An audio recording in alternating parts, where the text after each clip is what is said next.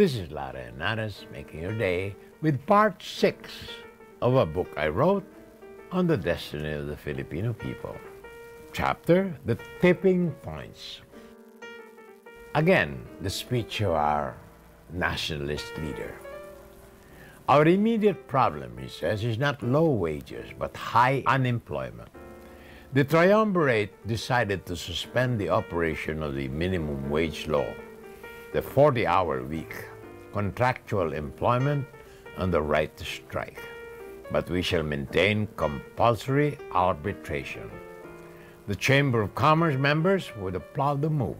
The Communist Party would condemn it and go on strike, only to be dispersed by water cannons. A TV program details the industrial progress of the Philippines after she repudiated its commitments to the World Trade Organization and the IMF, and unilaterally declared a 5-year moratorium on all external debts, just like 14 nations did since 1987, led by Chile, Brazil, and Nigeria. The domestic product of the Philippines increased by 15% a year, outstripping Vietnam 9% and China 12%. She emerged as a newly industrialized nation with a labor population fully and gainfully employed, with a per capita income approaching that of Singapore. For its 103 million people, she is now an economic tiger. More about this after these messages. This is Lara and Naras making your day with part 6 of a book I wrote on the destiny of the Filipino people. Chapter, The Tipping Points. And we continue to quote. According to an economic analyst, the major tipping points were, number 1, its mass housing, and number 2, its milk importation policy. As one approaches the airport of any major city, in London and Paris, in Moscow, in Singapore, one sees from the air row upon row of high-rise buildings, the modern monuments to economic progress. The mass housing program is imperative and became the centerpiece of the nationalist revolutionary government because, number 1, it is the most visible service available to the poor and dispossessed. Number 2, it is recession-proof because the market for housing is rarely saturated.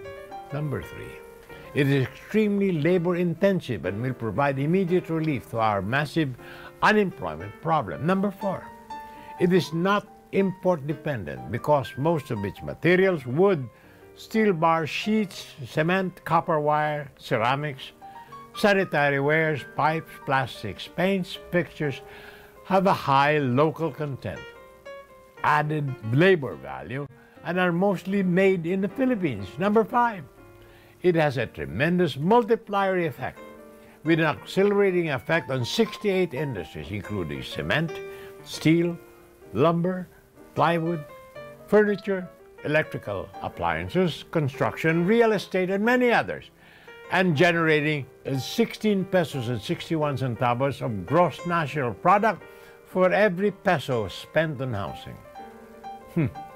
Imagine that, 16 times multiplied.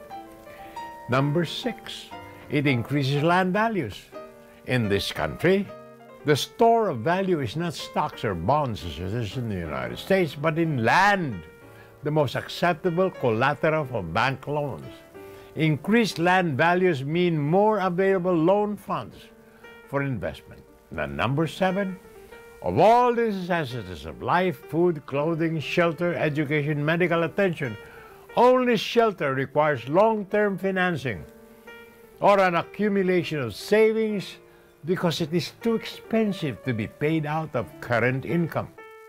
Housing finance involves the least risk in the best way to marshal national savings. And number 8, above all, there is the critical mass of housing units that constitutes a viable community where essential infrastructure such as water, electricity, roads, and employment in essential services are cheaply available. A house is not a home unless you own it. Now, On the other hand, the World Health Organization, WHO, and the UNICEF, and relevant resolutions of the World Health Assembly said it all. They said that milk, if not produced locally, is neither desirable nor necessary for the health and well-being of the population.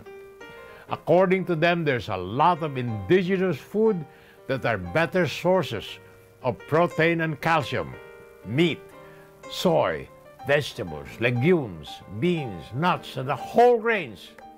In the Philippines, $400 million are spent for the importation of milk and milk products, 10 times the rate at which Marcos plundered our economy during the 14 years of martial law. Of these, $57 million, or 3.1 million pesos, is spent in importing infant formula milk, which in turn is sold to poor people at 7 times the cost, or 21.5 million pesos. Since breast milk is free and vegetables are cheap, breastfeeding and vegetable farming are the most far-reaching and least costly of all strategies for the alleviation of poverty. So the triumvirate of our revolutionary government decreed that while the importation of milk is not forbidden, the central bank will not provide dollars for its importation. Milk companies are forced to use their own dollars to import milk and keep their profits in the Philippines to finance economic development. More tomorrow, my dear friends. This is Lara Henares, making your day, saying good day, God bless you. Thank you very much for being with us. Till next time, hasta la bye-bye.